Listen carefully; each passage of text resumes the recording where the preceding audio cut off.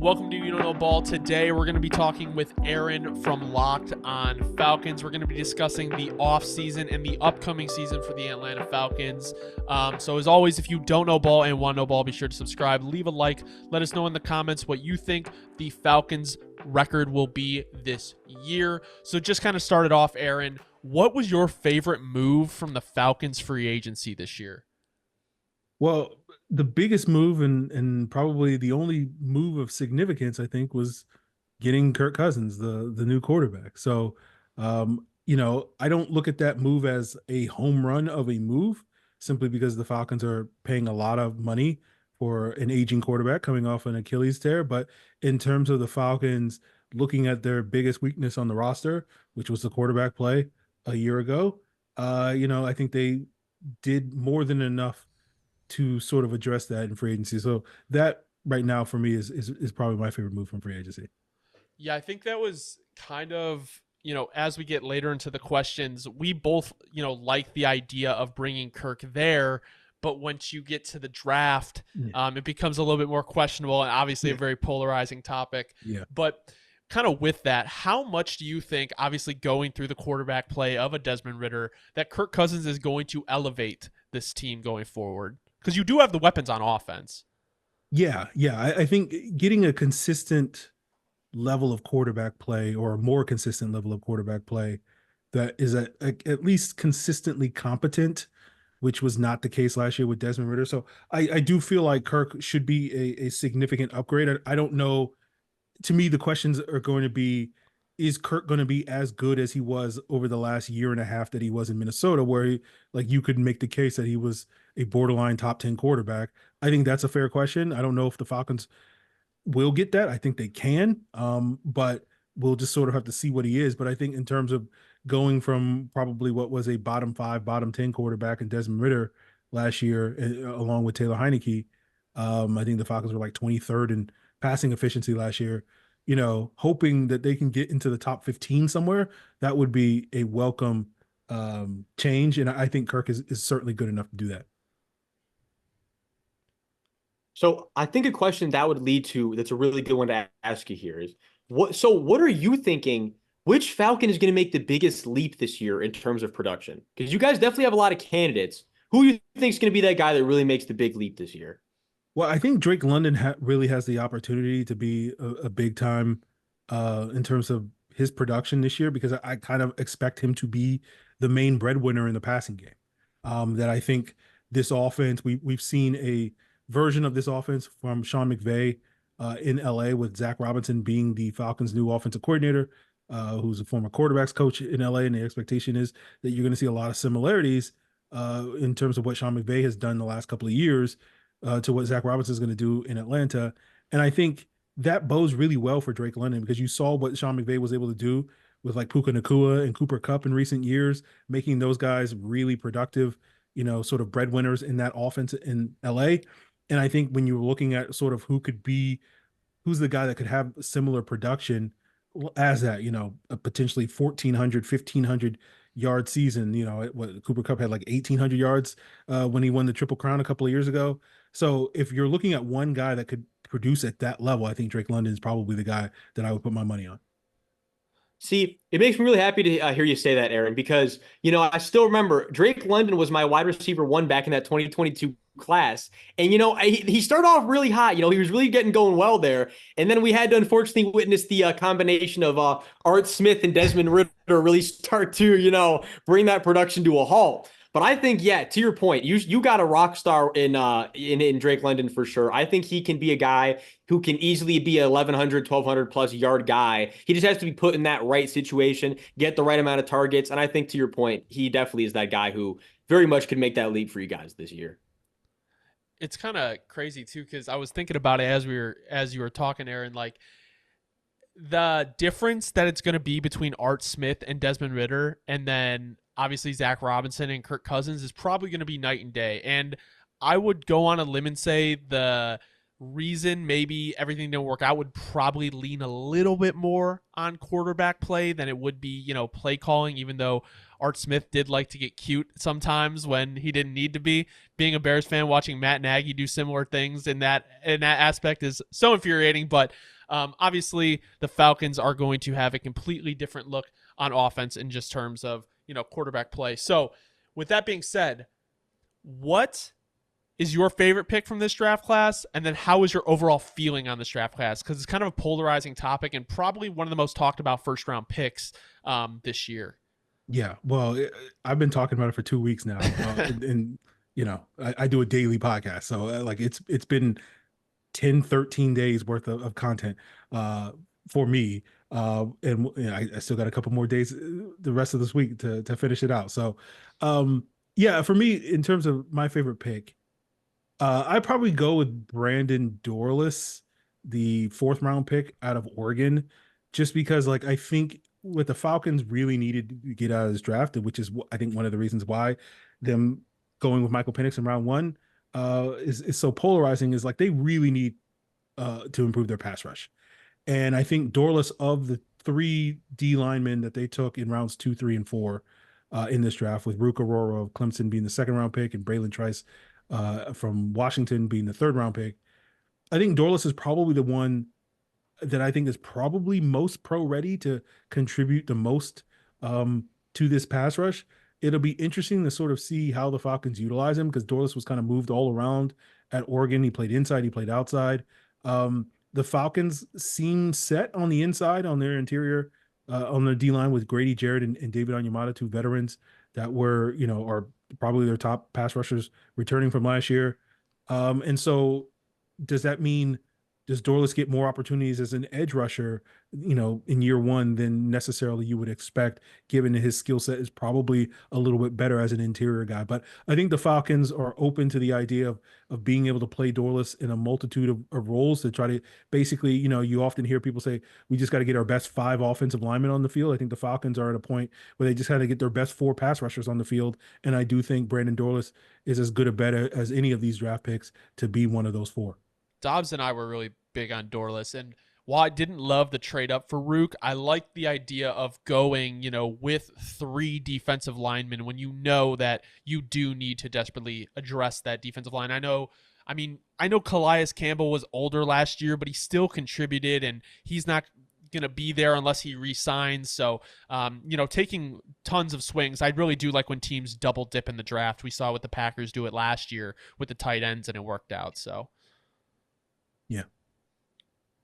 No, I think, and also on top of that, you're spot on, where it's like, I think we're at a point to, yeah, like you said, getting your best pass rushers on the field. And also, like you were saying with Grady Jarrett and Onyemata, 2 guys that you guys have that produce really well, but, maybe getting on the side of things where you could say they're starting to get a little older. So more than anything, Dorlus and Rook can kind of come in and just learn behind him and get acclimated to a point where if, they don't get re-signed in the next deal or get released eventually, you have your 2 guys where they can kind of come in and fill those roles immediately.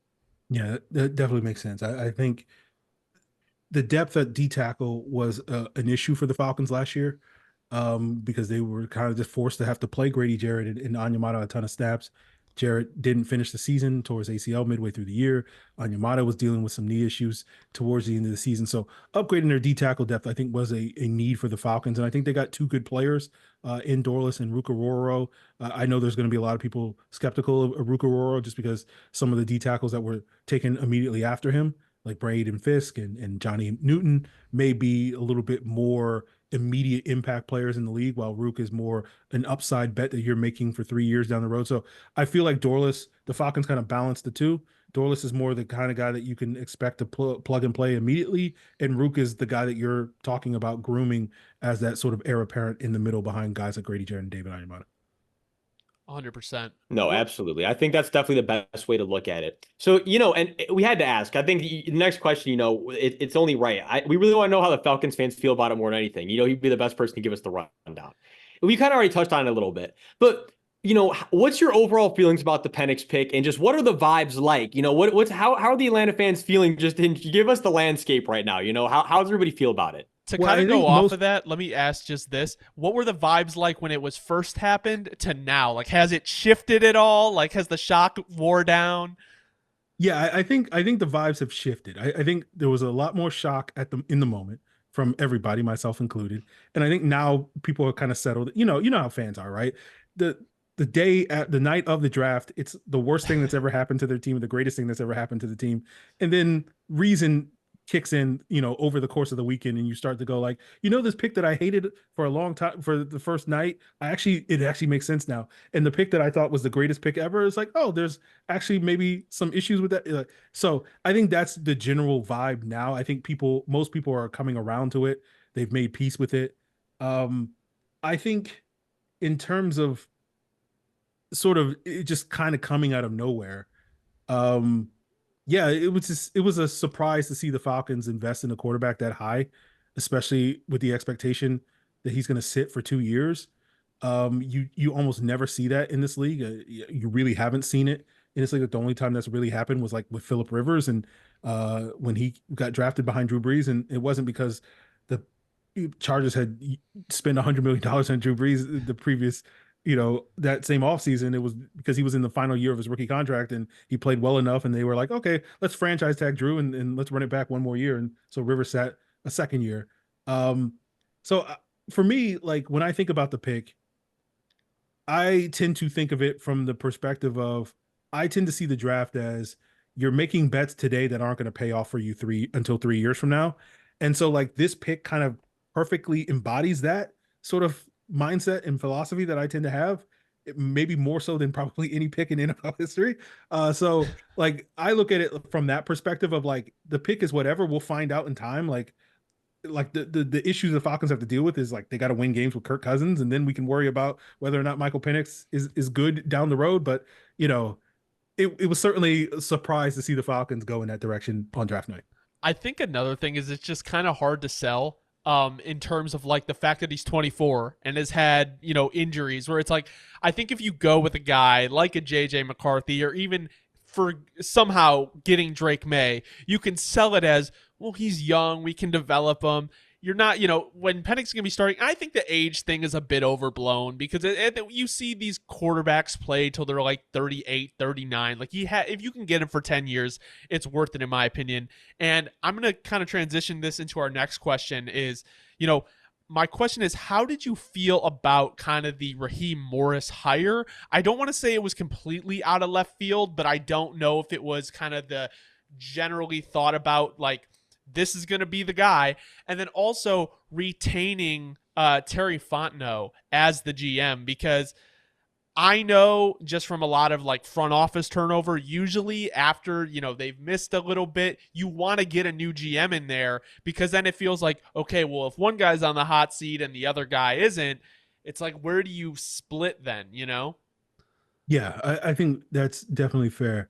When it comes to Raheem Morris, I was not a fan of the Falcons hiring Bill Belichick just because at his age and I know his track record speaks for itself, but the last couple of years haven't been great, and I think it's more likely that you're getting the 2023 Bill Belichick, not the 2020 the 2003 Bill Belichick. And so like I don't know if I want to sign up for the 2023 Bill Belichick. So from that perspective, there was a lot of talk that Belichick was their guy, and sort of I was hoping through that whole process that they would look at Belichick, do their due diligence, and then come away with someone like a Raheem Morris, who was near the top of my wish list, along with Ben Johnson, the Detroit Lions offensive coordinator.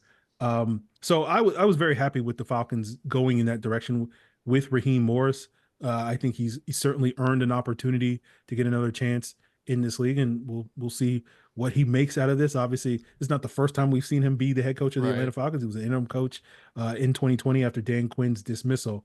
But in terms of Terry Fontenot sticking around, I think a lot of it is owed to something that you guys have already touched upon, which is the general perception that the Falcons have already assembled this playoff caliber roster, and they just kind of needed the quarterback and the head coach and the play caller to kind of unlock it.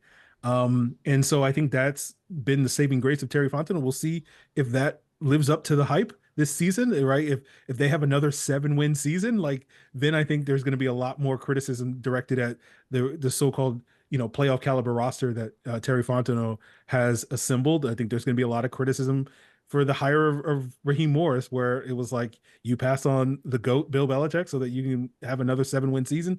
So there's potential for a lot of scrutiny with the choices that the Falcons have made this offseason if things don't go in their direction this upcoming season. And so, of course, I have my fingers crossed, hoping that, I get to actually talk about a good football team for once, as opposed to what the Falcons have been the last couple of years. Me and you both, bro. I'm waiting for some winning football, but kind of like Dobbs, I'll let you go. I just want to talk about something I heard about Terry. Like, we see like GMs constantly try to save their jobs. Like, oh, I'm going to get my quarterback. Well, this is the greatest job saver ever. You're not even going to get to see him play for 2 years. So as long as you make the playoffs, you're going to have at least 4 years more as the GM of the Atlanta Falcons. Pretty much, yeah.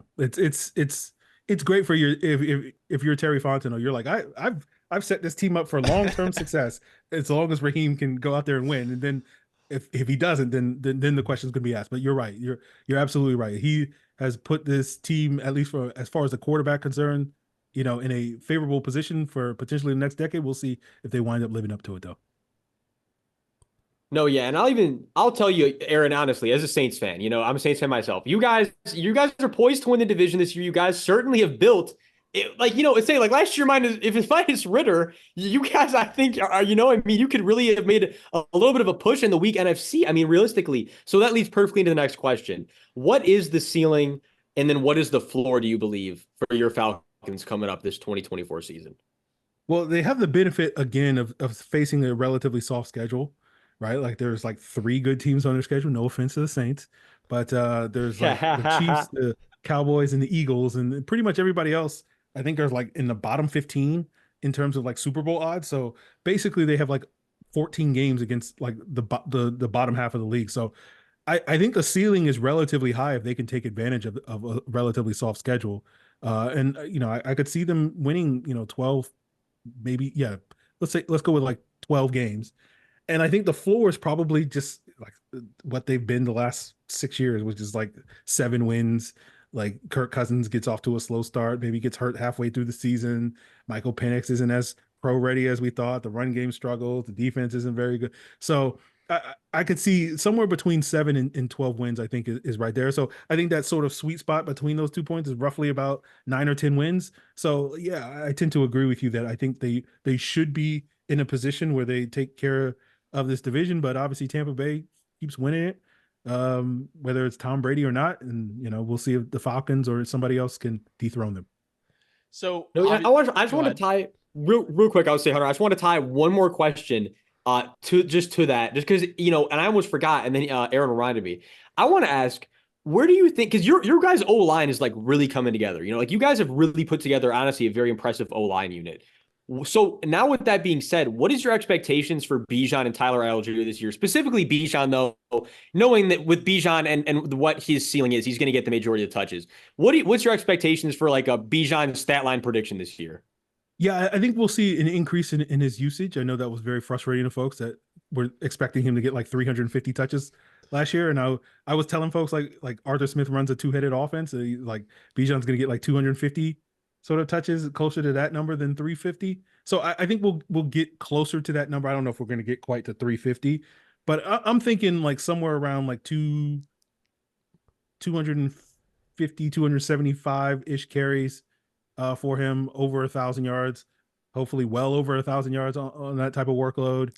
And then probably, somewhere around like 50, 60 catches. And, I don't know if he's going to get 1,000 yards receiving, but, throw in another, like, I don't know, 500, 600 yards or something like that. So I'm thinking like, if you look at sort of yards from scrimmage, like probably somewhere in that 1,600 to 1,800 yard range, which will make him probably like a top 5 running back in the league from a production standpoint, but not quite at the level of like peak Todd Gurley in the Rams offense or Christian McCaffrey, not quite at that level. But I think he can get as close as we've seen any Falcon running back in a long time.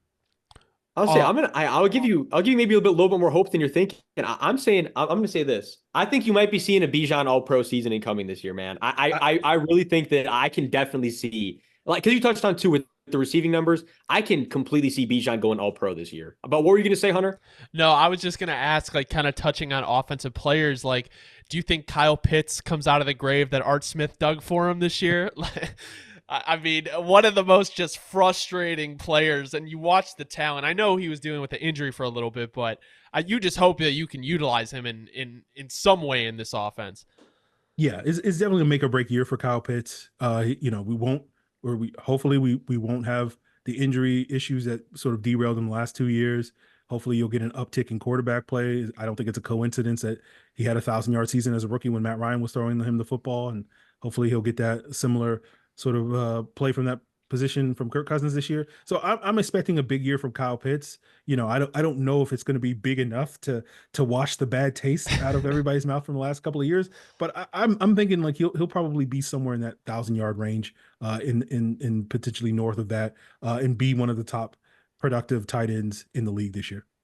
I hope so for me and my dynasty high pick sake.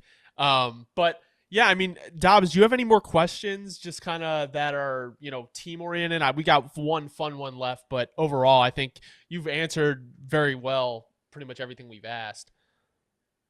Dobbs, you good? I was going to say, yeah, no, I was saying, I think it's time. I'm ready to move on to the fun question. Yeah. So we were just going to ask, we've been asking everyone we've, interviewed is what is kind of your most like fun or like memorable Falcons fan moment?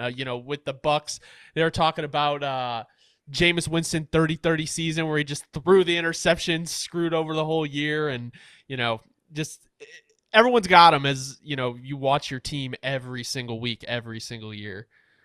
Well, I can tell you the happiest I ever was a Falcon fan was after they beat the Packers in the NFC Championship game in 2016. Or probably the happiest I was like midway through the third quarter of the Super Bowl, but we know that didn't go the way everybody thought it was going to go. So I try to shove that memory out of my mind, but it's always lingering in the back of my mind. And unfortunately, Saints fans are quick to remind me of it whenever they get the chance to. But I'm going to say, look, Saints fans are going to kill me for this. I got to tell you though, dude, I say it. I've said it for years. I'm not afraid to say it. I mean this genuinely. Dude, watching that bull though, I know Saints fans, but it's more for the NFC South. And I'm always a guy where I'm rooting for the underdog, right? I really wanted to see you guys pull it out, not only because you guys were the underdogs, but for the NFC South. You know what I mean? I'm like, look, if it can't be the Saints, let's at least have the NFC South to bring it home this year. Yeah, man, that's one of those ones, just like when the Saints got cheesed out of the Super Bowl with the ref, back with the back against the Rams. I know the feeling firsthand, man. I know the feeling, how it just lingers. I know how it goes. Yeah. So I think for me, like it was I remember going into that NFC Championship game against the Packers thinking like Aaron Rodgers has ruined my Falcons dreams, my Super Bowl dreams before. The year that they went to the Super Bowl and they beat the brakes off the Falcons in that playoff. And so I was just like super nervous that he was going to do it again.